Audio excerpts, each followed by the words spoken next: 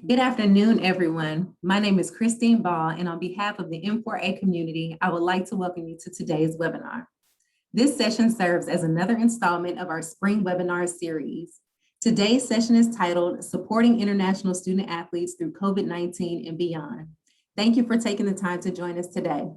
I will serve as today's moderator. So before we get started with our session facilitator introduction, I would like to note that if you have questions throughout the course of the live webinar, feel free to use the Q&A feature at the bottom of your screen. We will hold a brief question and answer session near the conclusion of today's program. At this time, I will allow our session facilitator to introduce herself and tell us a bit about her passion for serving international student athletes. Nikki, take it away.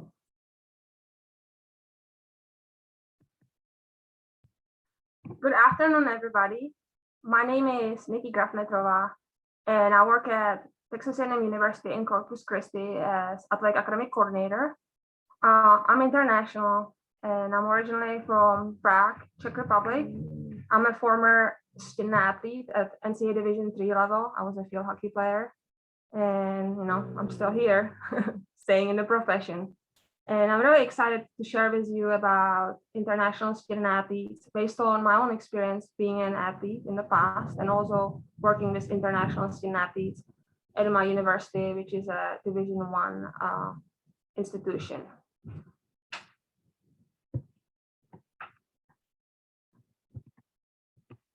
So today I will cover different topics. So first, I want to give you a really brief background about today's international student athletes. Then I want to also review the student visas regulation and process in the US, and then summarize the needs of international student athletes and present how these needs have shifted because of the ongoing pandemic and beyond. And then lastly, I want to talk about the ways how we as N4A members can support our international student athletes today. So first, I want to really talk about the shifting landscape. So I know the title of this presentation talks about the global pandemic and how that affects our international student athletes, but there are other societal events that have taken place that we need to keep in mind when working with this population. Most notably, the last few years, there's really political agenda that has a heavy anti-immigrant rhetoric, which affects us who are international living in this country. Also, as you all know, 2020 really marked a year of civil unrest due to systemic racism and police brutality. It has always been present in this nation, but really the shootings on Ahmaud Arbery and Breonna Taylor and George Floyd began sparks in protest and public discussions on the topic of racism in the United States. All of this impacts today's international student athletes, and we need to keep it in mind when working with this population. All right, so who are our international student athletes? I looked up a lot of statistics and background information, but I know we have a lot of members who are from community colleges or other divisions besides NCAA. Unfortunately, only available information online is mostly about the NCAA research. So I'm sorry for those of you who are not from NCAA Division I, II, or III, but I think this information is still really helpful in when you work with this population. So approximately 4% of our international student, approximately 4% of our student athletes are international today. Most of them are at Division I level or Division II level. Only about 1% are at NCAA Division III level. They come from 184 countries, which you can see in this nice map that the NCAA posted. The largest number of international student athletes come from Canada, followed by United Kingdom and Germany.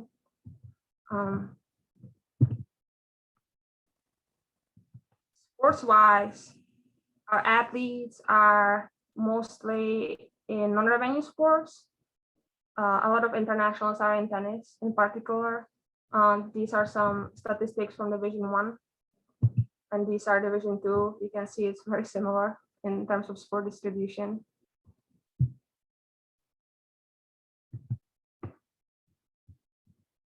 Graduation-wise, our international student athletes do really well. So what you can see on this slide is comparison with all student athletes. These are graduation success rate and academic success rate statistics, which differ slightly from federal graduation rates. These statistics that you can see, they don't penalize institutions for transfers. So that's why those numbers are so high. In federal graduation rates, you would count transfers as some dropout or non-graduation. And when I looked at the federal graduation rates, I could see that international student athletes transfer more than domestic students, and it's probably likely because we don't bring them for official visits that much, and it may not be the best fit sometimes when they enter our institutions, like the geographic region is not what they expected, or the institution is not what they expected. So sometimes international students transfer. In terms of programs of study, a lot of the international student athletes, they major in business or science, technology, engineering, or math fields, which is similar to what international students from who are non-athletes, they major in those fields as well. And the reason for it is because those programs are really applicable worldwide, not just within the United States. And I'm showing you all of these stats because I think this is an important information for you who are in charge of student athlete development, because you facilitate a lot of workshops about career development. And if you have a lot of international student athletes, you can kind of see what fields they are in and what fields they will want to enter. Some additional info. So international student athletes really face similar challenges comparison to our student athletes who are domestic students. This is especially with the time demands, because they have to manage athletics and academics and other things like social life, that you have social life. But international student athletes, they face some unique challenges because of their international status, which includes homesickness, adjustment to US culture, and language barrier. Those are like the biggest challenges unique to them. Though our international student athletes, they benefit greatly from our support and being athletes. They get unique support networks, which consist of us who are athletic academic advisors, student athlete development, coaches, and other individuals. They may have their own tutors depending on what level you are at. So all of that really helps them, and it makes a different experience in comparison to international students who are not athletes.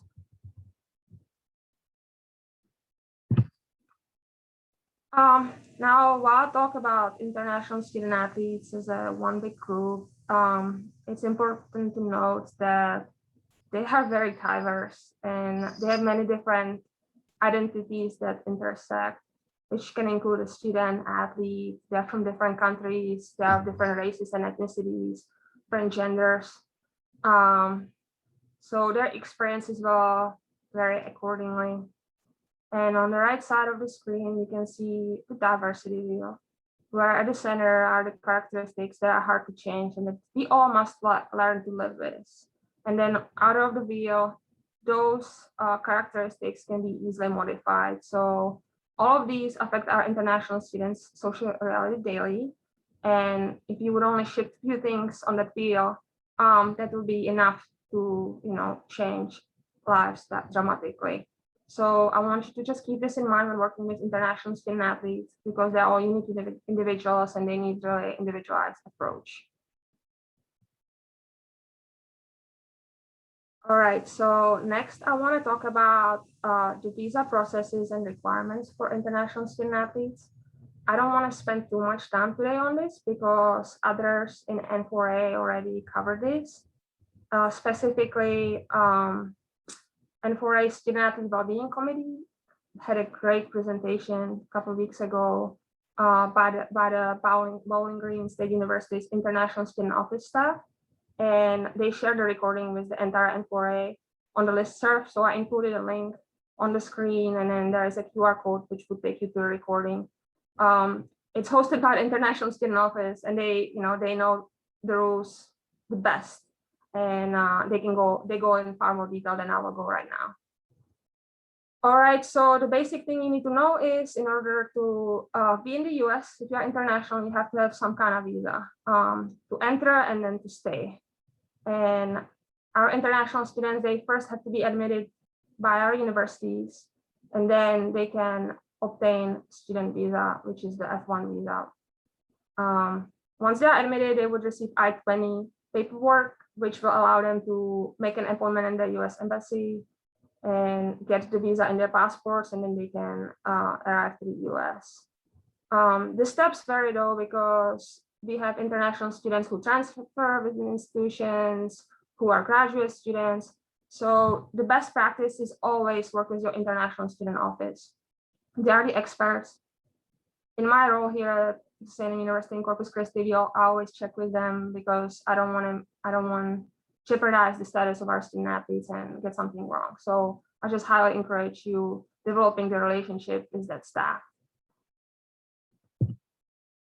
Some of the regulations for student visa, they mostly pertain to enrollment and employment. So international student athletes must be full-time students during fall and spring semesters or 3 out of 4 quarters. The only exception is the last semester of enrollment when they can be below full-time.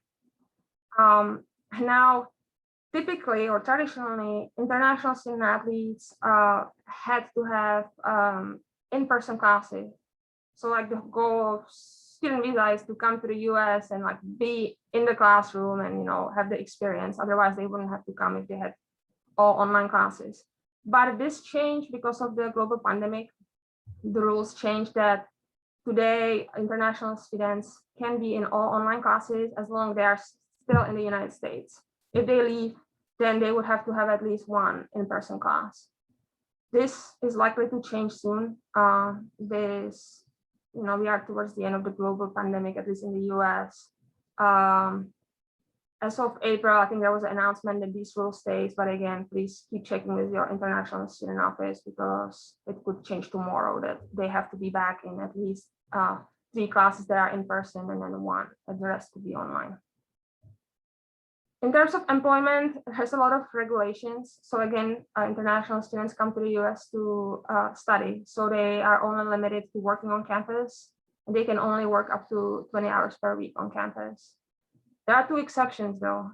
One is the curricular practical training, which we refer to as CPT, or optional practical training, which is the OPT. The difference is the CPT is something like an internship that's for class. So let's say you're a business major, you could do an internship for 3 credits or 6 credits or however many, and you get credit or grade for it. They could do that off campus, even for pay. And then the OPT is something that students do after they graduate. That's how they can extend their stay in the US.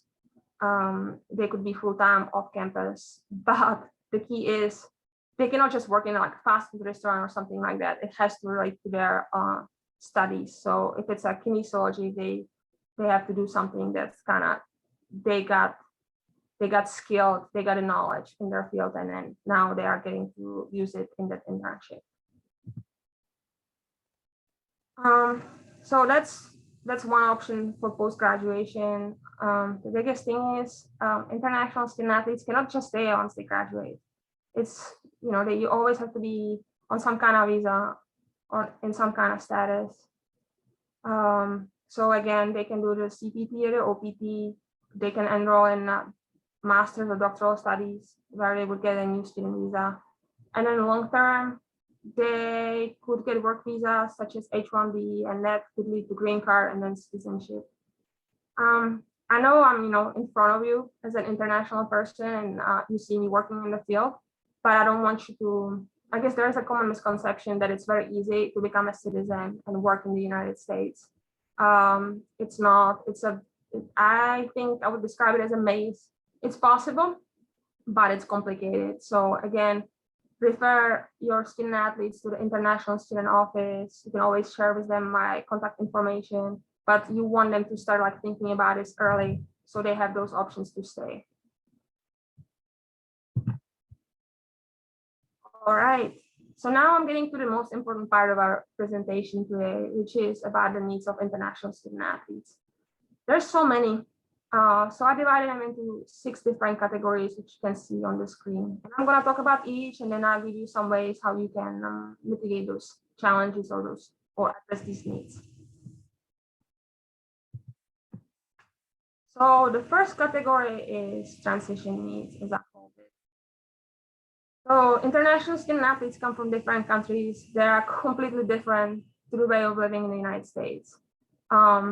On top of it, even we who are currently in the United States, the global pandemic changed how we go about our everyday life because of the different regulations pertaining to COVID.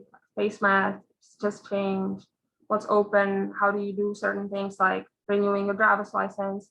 Everything's changing, and they are coming from a different country where, you know, the way we do things here, it's just not the same. On top of it, they're coming by themselves, so, you know, they are staying connected with their families and friends, of course, but those friends and families don't know how it works here, so they cannot really give them advice because sometimes they don't know what they should do. So international student athletes, they really have to rely on themselves and make many complex decisions on themselves. On top of it, they have different visa regulations. So it's pretty challenging at first when they enter the United States, and they need our help to kind of adjust. So what can we do?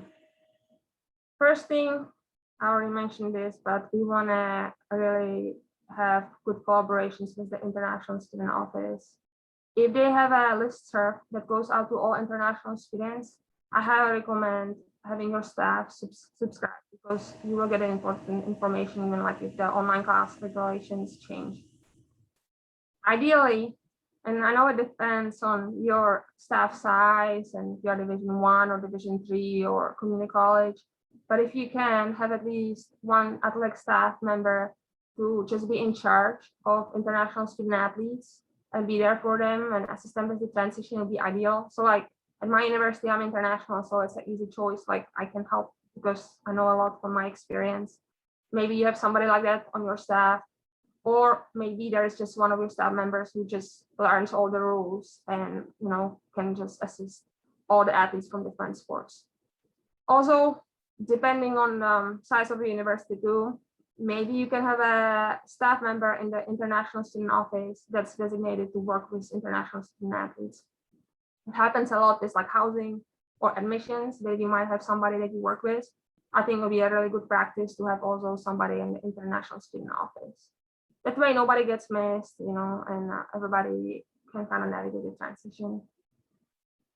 Also, if feasible, you know, budget staffing always concern, especially these days. You want to facilitate programs or workshops that are specifically targeting international student athletes.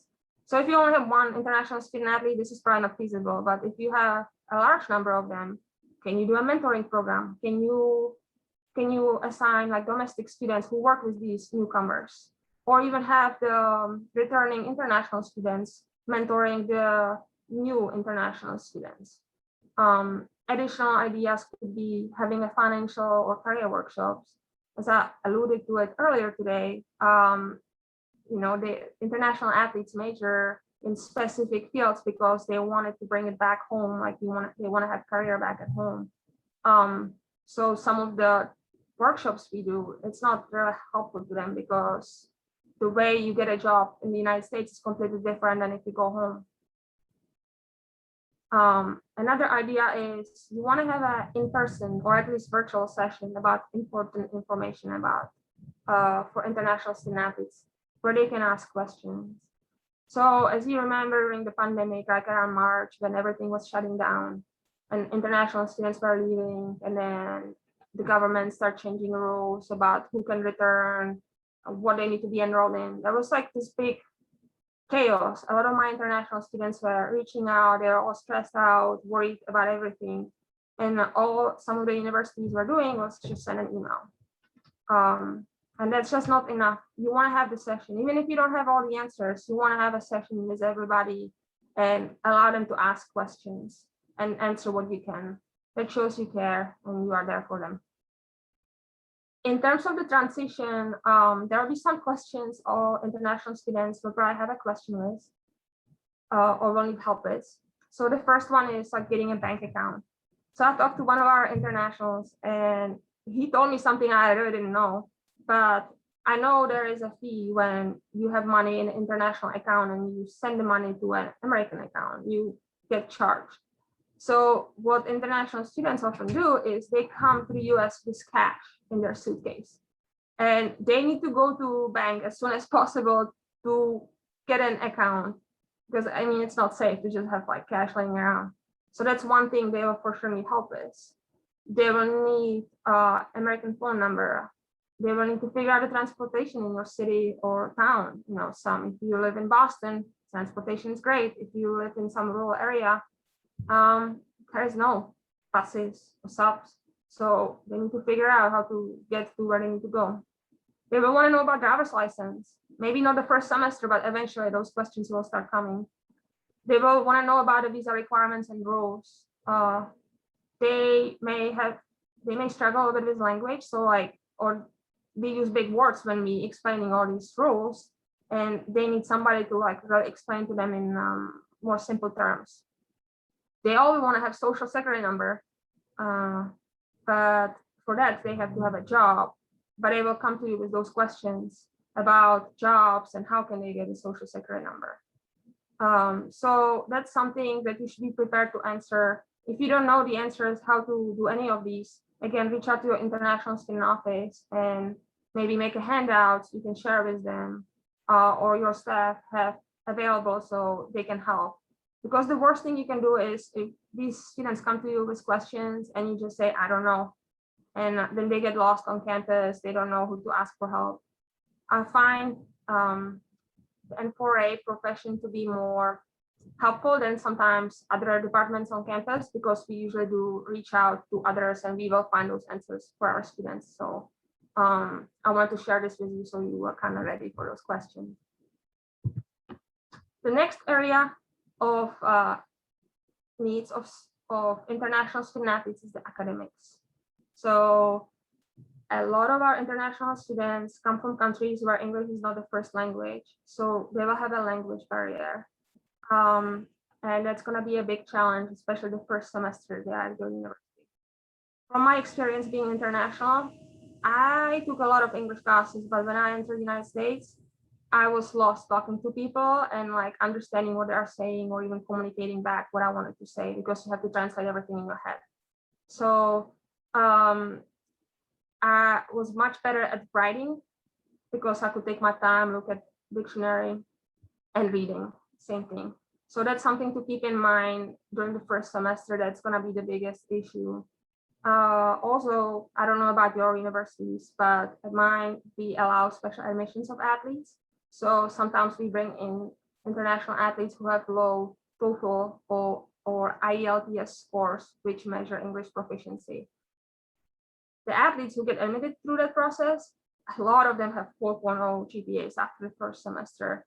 Because they are extremely intelligent. It's just they need extra help the first semester. So we usually assign them we call them mentors or academic success coaches. You may have learning specialists who could work with this population or tutors. They will need that help, especially if they have a language barrier.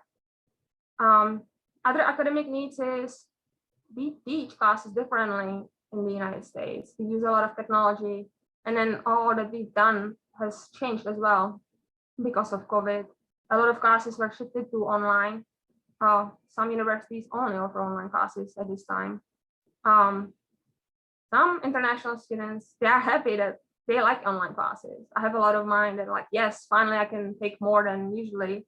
But then, especially with the new students, it's challenging environment because they cannot really build relationship with other students, and they cannot, most importantly, develop relationship with faculty. So culturally, some of the athletes don't feel comfortable asking questions in front of everybody else. So they like to wait after class is over and then they would do one-on-one with the professor. They can't really do it online. So that's one of the struggles with the online classes. Also, a lot of the in-person classes, you get more opportunity to like practice speaking. So that's another kind of challenge because they don't get to really work on that if they have a lot of online classes. The advantage is they can like translate things, or sometimes the Zoom, you can even have it would have subtitles for what's being said. So that could help them with understanding what the professor's saying. Even today, I've been in the United States for a long time. I still watch Netflix with subtitles because I like to see how it's written. Because when I watch like British movies, sometimes I don't understand their accents. So a lot of us internationals like to have subtitles. So with online classes, there's a way to do it on Zoom that they would like be giving you the text. And then the last academic need is in terms of academic rigor. You want to challenge your athletes and then provide enough support. And in a lot of countries, they take very rigorous classes in high school. So when they come to the US with the general curriculum, a lot of times they are way above it. So like the math, like algebra, too easy. Biology 1, they've done it like they say 8th, 9th grade. So if you know that your student is not challenged enough, like tell them about honors program, or is there some other opportunities to like get them more challenged? I've had international athletes who decided after like a year or two in the US to go back to their country to continue college studies because it was too easy for them. So that's just something to keep in mind. So how can we support our international student athletes in this domain? So be intentional in developing their class schedules. So if you know that their English proficiency is very low, see if there is an English that's only for international students. Put them in math, that's universal kind of subject. They will probably do very well in that because the language is not going to be an issue. Don't put them in things with like a lot of reading or like history. History is a really tough subject to take if your English is not that good and you have it in person, because there's a lot of terms coming at you, like impeachment. What is impeachment? That's something you don't really learn in another country. Like that's not a common English vocab, you know, so it's very challenging. You want to develop a relationship with the international student office to be able to collaborate with them and learning the newest regulation, especially with the in-person and online classes. You want to offer in-person services when possible, and when developing the programming or offering certain services, keep this population in mind. So one example is, do you hire tutors? Can you hire any that maybe speak another language? So I live in South Texas, so there's a lot of students who are bilingual. And we have a lot of athletes who come from countries where Spanish is first language. And it's really cool to see them like interacting in the hallway when the tutor goes to the international student athlete and they start speaking Spanish back and forth. Those tutoring sessions might be really good because they might be speaking in English, but the tutor can be like, oh, you don't know what this word means in English. This is the word in Spanish. So that's like one idea. If you hire any mentors or learning specialists while like students, are there any programs on campus that are for students to become like teachers for students with English as second language? Our university has a certificate program, and we've hired a few of those students to work with our international student athletes as mentors. It's a great experience for those students, and it's a great experience for our athletes. It's a really great partnership. Next, you also want to encourage utilization of available on-campus resources. So especially if you're Division II, Division III community college, you probably cannot or you do not offer like your own tutors for athletes. So there are resources on campus. So send your athletes to those resources. Make sure they are using them because tutoring is going to be really, really beneficial for this population. And then encourage communication with professors. So again, international student athletes, especially when English is not the first language, they may be shy, they may be intimidated by the professors, they may be embarrassed because they don't want to speak the language in front of others. So like just keep telling them like it's not really office hours, it's student hours. Even if it's virtual, like keep telling them just go talk to the professor. All right, the next area is social needs. So our international students are really far away from family and friends. They're in a new environment, and you know they get a lot of support from within their teams. which, as I mentioned earlier today, is a huge advantage to them. But there's disadvantage with it too. They could be overly isolated within the athletic community. There is a lot of support outside of it as well, especially for international students. So you want them to engage with the rest of the campus, which may be challenging though, because they have high time demands. And then if you are international, and again, there's a language barrier or different way of teaching classes, international students, they oftentimes spend much more time on writing a paper or studying for an exam because they have to translate things and do other tasks because of the language barrier. So they may not have time to, or they will say they don't have time to partake in those events on campus. And then of course, with the pandemic, a lot has shifted to online environment. A lot of events don't happen. You may have coaches that don't want your athletes to go outside of the athletic bubble or their team bubble. They want to be safe. We had that with few teams here that they pretty much, you go to practice, and then anything that you can choose between in person or online, choose online, because we don't want you to get sick from anywhere and the season being over. So that's a huge negative impact on the social aspect for international student athletes, because they come to the US to have the experience, and they want to interact with other people, and that helps them in adjusting to the culture, learning about the culture, becoming for the whole experience. So homesickness can happen as a result, not just because of the pandemic, but in general. International student athletes can really become homesick and missing their countries. And in general, international students don't go home as often as other students can, of course, during breaks. But with the pandemic, that's even less likely because of different travel restrictions, embassy closures. There may be mandatory quarantine imposed by some countries. I know one of mine, if she went to go home, she would have to be at a hotel for 2 weeks at one point. And she's like, well, and after that, the break is over. So I will not even be able to see my family. I know we are kind of blessed in the US that we have a lot of vaccination opportunities, but it's not that prevalent in some other countries. Like my country, my mom just recently got her shot, and that's because she's in certain age bracket. But people my age, it's gonna take a long time before they are eligible to get the vaccine. And in some countries like India, you all heard, the positive cases are spiking. So Indian student athletes, I don't know if they get to go home anytime soon. And then there's uncertainty about changes to student visa requirements. That's something that's always on the back of your mind when you're international. If you go home, what if embassy is closed? Or what if the requirements change and now I can go back in the country or United States? So those are all contributing more to the homesickness, because a lot of internationals will not leave the campus because of this and will not go home. So these students really face a lot of stressors. They worry about their family members and friends because of the pandemic and people getting sick.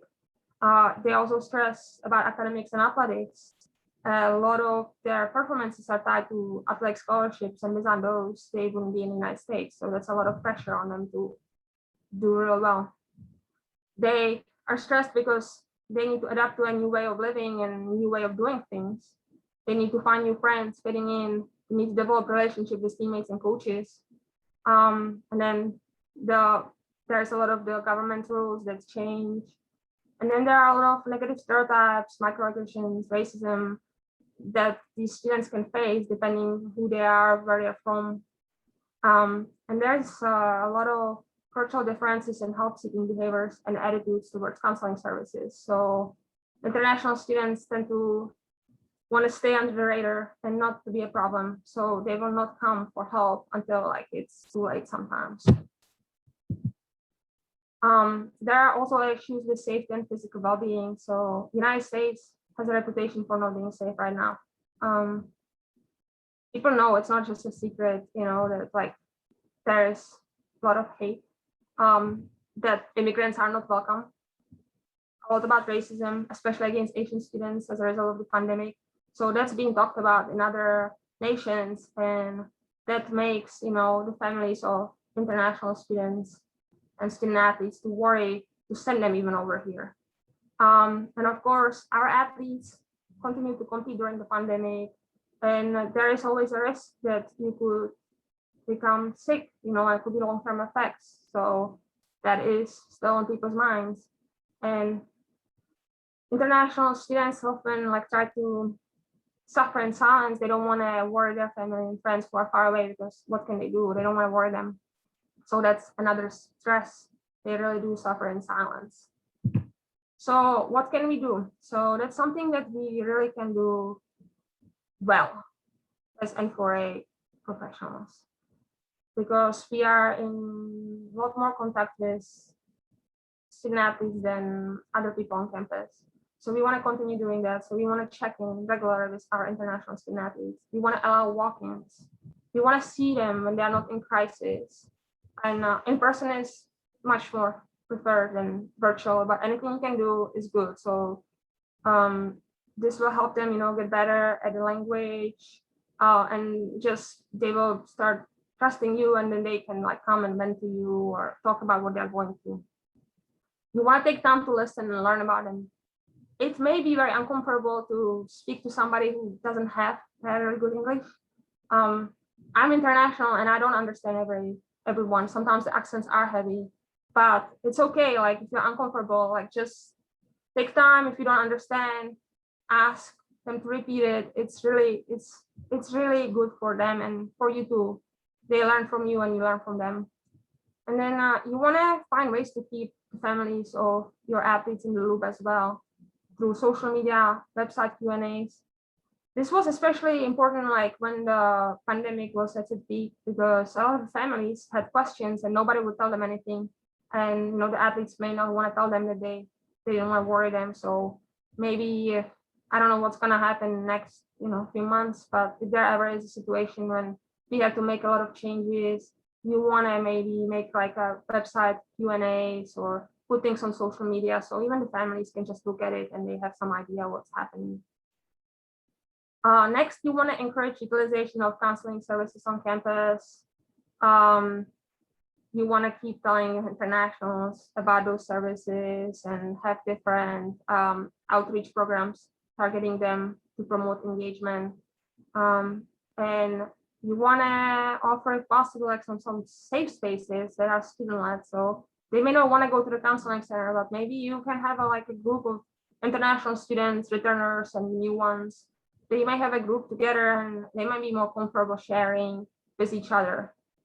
And then you want to also promote or really educate about different on-campus organizations and clubs, depending where you're at. There's a lot of usually clubs that are for specific religions or cultural backgrounds, like Vietnamese club.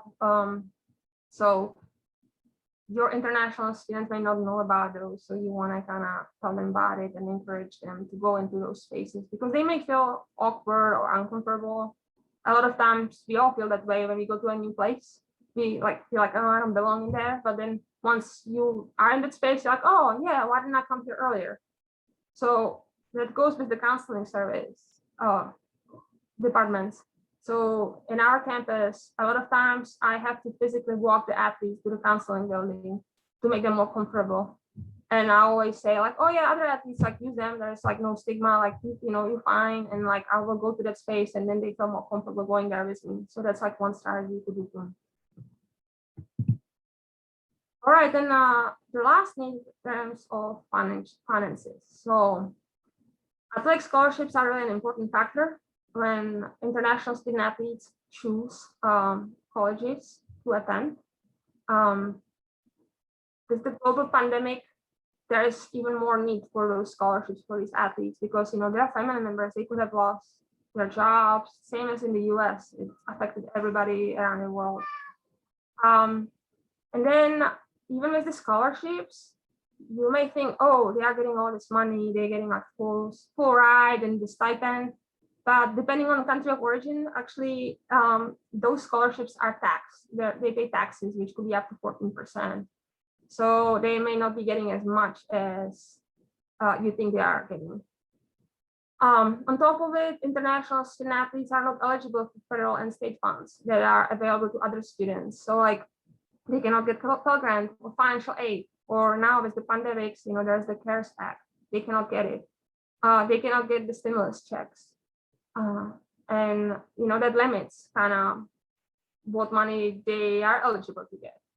And then there are even reduced funds available by institution and athletic departments. So we give them even if we give them full cost of attendance, it's not maxed out. We could give them higher cost of attendance, but we just don't have it in our budgets. And then the only way they can work is on campus, but because of the pandemic, there was a reduction of available on-campus jobs. So, and then a lot of times when they do the CPT or OPT, it's unpaid because that's what we usually do with interns. We use it as a good learning experience for them, but it's not paid. So that puts international students in limbo because they're expected to work for nothing and live on nothing. So what can we do? So the first step is encourage our international student athletes to file for taxes and institutional academic scholarships. A lot of international students don't know that they can file for taxes to get the money back. So again, you want to go to the international student office and see if they have any kind of support in filing tax returns. You want to hire international student athletes in your athletic departments if you have jobs, because other students, they can go off campus, but internationals, that's the only place they can go to. And then, we say networking is really important. So you want to, if you have friends in other departments and they tell you about some jobs on campus, share it with your international student athletes. I've done it this summer. Two of our internationals, they were working in the rec department, and we saw those jobs being posted, colleagues reaching out to us. So we just forwarded an email, hey, you needed a job in summer, here you go, you should apply. And of course, you would want to then help them with developing the resume, cover letter, things like that. Another thing you can do is provide laptops or calculators for rent for the semester. If they have limited finances, that will they can buy more food versus laptop because they get to use yours. And then you want to probably facilitate some kind of donation programs if you can. So this past weekend was commencement in Corpus Christi, and a lot of students were moving out, and I've heard about it, but I didn't see it.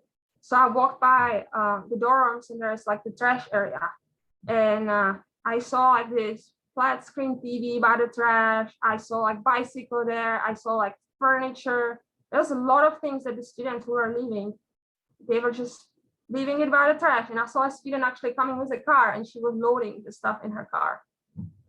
So you may have a lot of out-of-state athletes or internationals graduating, and they have all these items that they don't know what to do with.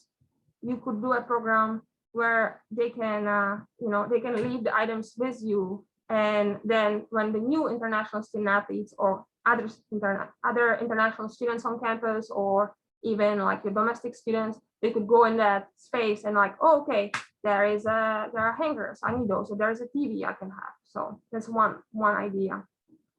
You also want to inform about on-campus resources there for students in need. So we have a food pantry on our campus, and a lot of students don't know about it. So if students don't have enough food or money for food, it's a great place to go. And again, you may want to walk them over there. I do that a lot because students don't feel comfortable. So by walking them there for the first time, then they're like, oh yeah, this is not a bad place and it's easy. So then they don't need you next time. You want to also educate them about the visa rules. So again, they may not understand all the rules because of language, or they may just be desperate, but you can get a job off campus without having social security number. It can be under the table, but you don't want to do that if you're international, because anything that you do that violates the visa, you could be deported. And the thing is, you could never be allowed to come back to the United States. So you don't want those students to become desperate and go work somewhere off campus. Even cooking meals and selling them for money, that's illegal. That's that violates the visa. So just share that with them and keep sharing it with them. And then lastly, you wanna, if you're on those meetings where you discuss scholarships, you wanna like really advocate on international student athletes' behalf and like want them to get the cost of attendance and the higher number. I sat on such a meeting yesterday when my coach was discussing like the scholarships for next year, and like they would talk this compliance office, cost of attendance, are you gonna give them the living expenses?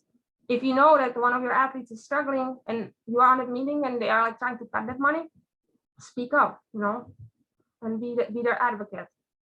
You know that, you know your international student athletes the best compared to the rest of the campus because you get to spend a lot more time with them. Last few tips. So you want to really develop some formal procedures for assisting international student athletes, who does what and when, but always check with compliance office because extra benefit, you don't want to, you don't want to violate something like that. But the key is it should not be just left to teammates to help these athletes. So a lot of times international athletes arrive in the US, coach picks them up and drops them off in the dorm and let the teammates or roommates like take care of them. And those teammates, they have a lot on their plate too. So you should kind of make some kind of system that you make sure that the athlete has food, knows where to go on campus, in town, how to get there. Just have a checklist and make sure that they're okay. Because I mean, the first few days in the US are the most critical for like the transition and what kind of experience they will have. If it's negative, they will, that will affect the rest of their semester, and they may, just how they perceive the campus, how welcoming it is to them. And then you want to do the day-to-day support. So you want to check in regularly with your international student athletes, and you want to tailor the programming for them. And keep in mind where you are at, if you're a Hispanic serving institution, or if you're in big city or little town, because there are some strengths, but also some disadvantages for your population of international student athletes. So it's important to keep in mind when like working with this population. And then always work with the international student office on campus, because they are the experts on this population. I won't have time to go on this, but I still think this would be really good for us to do. So if you don't mind, we will go into Q&A next. But if you currently have some kind of specialized programming initiatives or services for international student athletes, can you scan this QR code and then you will be able to add like a sticky note with the name of your university and some kind of programming that you do, because we all can still look at it after this presentation and see some maybe cool ideas. I included the exchange, international exchange, which is the donation program on that screen already. But I'm sure your campuses are doing something even cooler. So hopefully you all got the QR code.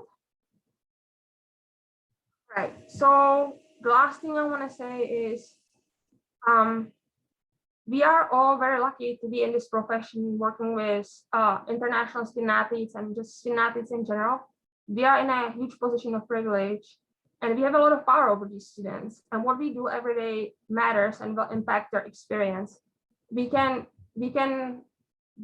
help them, but we can also hurt them. So it's very important that we like kind of think about our own backgrounds, where we're coming from, what kind of privileges we have. And when we actually aware of it, that will allow us to be more empathetic when working with international student athletes and just all student athletes in general. That's all I had for today. This is my contact information. You can see my Twitter handle. I don't have any followers, so I just thought I would put it there. And then if you would like a copy of this PowerPoint, you can download it through this QR code or through this link. There are some extra slides because I knew I'm running out of time that I deleted, so check it out. Thank you so much. Absolutely. Thank you, Nikki. We appreciate all of your insight and sharing some phenomenal information with today's participants. At this time, we have a few minutes to take a couple of questions from our audience. As a reminder, please feel free to use the Q&A feature on the bottom of your screen to pose a question. We will attempt to answer as many questions as we can before the top of the hour. So we'll just give people just a couple minutes to chime in with their thoughts.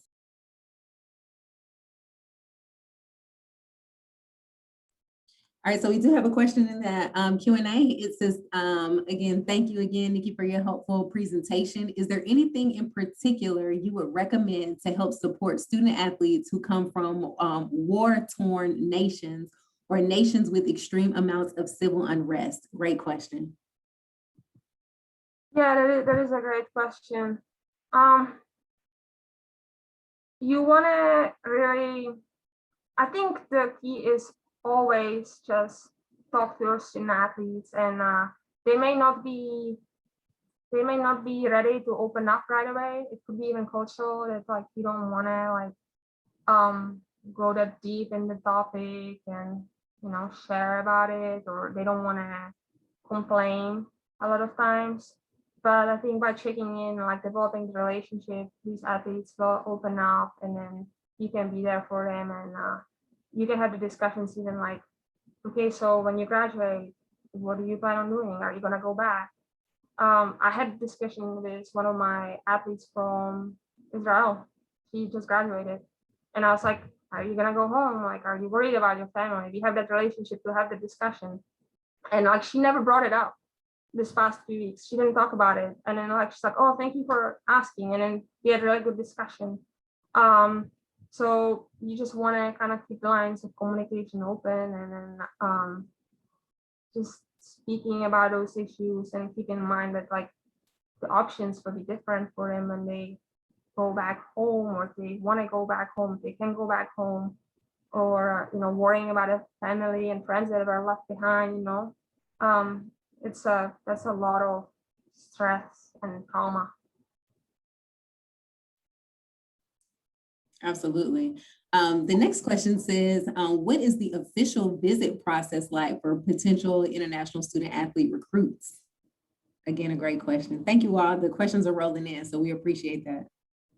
So I think you could bring international student athletes on campus, but I mean, our university doesn't do that unless they are transferring from, like they could come if they are in the US, I guess already. But our university doesn't have that in the budget to bring them on a visit, which is a challenge then, because you're coming to United States expecting something you saw on TV, like you see all these shows, and then you show up, and let's say you in middle of nowhere or middle of summer, I guess. It doesn't look like the New York City TV show that you watch. So if you come from like a big, powerhouse, you may be bringing some international athletes on official visits, but I feel like that's not very common. Excellent. Do you have a person on campus who deals specifically with international students and taxes? And do you have any resources on learning about how to help international student athletes with the tax process? So we are a small university compared to others. So we don't have that many international student athlete staff. So there is not one person that we will work with. But I mean, there's like 3 people, so we know them all. And there is a collaboration with the taxes. Actually, when I came from other universities and I never heard of the taxes, I didn't know it was like a thing. And in here, we have workshops that are coordinated by the International Student Office, where they walk them through we use Glacier. I don't know if it's a common software that's used across the US, but that tells them if they are from a country that they are like part of the treaty, so they don't have to pay taxes, like they're exempt from it, and they just give them the steps. So that's what we have here at our university. Excellent. Our next question says, as a DSO, is there anything I can do to better assist the coaches and other administrators within the athletics offices when it comes to international student athletes? I think education is a big part of it. So we are also busy in athletics. So maybe some departments don't reach out to the international student office. So if you can be the one who's like reaching out to athletics and asking like, hey, I have an idea to do like a workshop so to coaches about some of the visa rules, or maybe you're noticing there are certain issues, or maybe like international students don't get admitted because of certain things. You see things differently, so you want to like reach out and come up with those ideas and like find ways to collaborate. I'm sure you have a lot to bring to the table, and Athletic staff will be extremely happy for your ideas. So don't hesitate to contact them, I guess. That's my advice.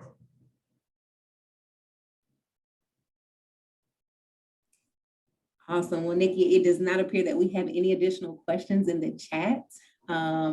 So I definitely want to thank everybody for your thoughtful questions and participation. Nikki, do you have any final comments before we conclude today's session? Just thank you all so much for joining me today and learning about international student athletes. The fact you are here shows that you care, and that's what these international student athletes want. They want somebody to care about them and be the adult figure in their lives, because they left most of the important ones, if not all of them, at home. So just continue being there for them and continue being awesome. Excellent, thank you. So on behalf of N4A and its leadership, thank you, Nikki, again, for taking the time to share this information and addressing our organization. We appreciate all of the hard work you do to advocate for international student athletes. As an additional note, outside of today's session, I would like to provide a friendly reminder about the Virtual Education Committee's new programming, Coffee with Colleagues. Our first installment of this series will take place this Friday, May 21st at 3 p.m. Eastern. This session is intended to help propel conversations related to career advancement, best practices, and engaging with prominent senior leaders throughout intercollegiate athletics. If you have not registered to participate in this event, please do, especially concluding this webinar, if you have the chance. Your participation would be greatly appreciated, and I can guarantee you will not regret it. That concludes today's session. Thank you, N4A family, for joining us this afternoon. Please have a wonderful day, and please remain safe. Thank you again, Nikki.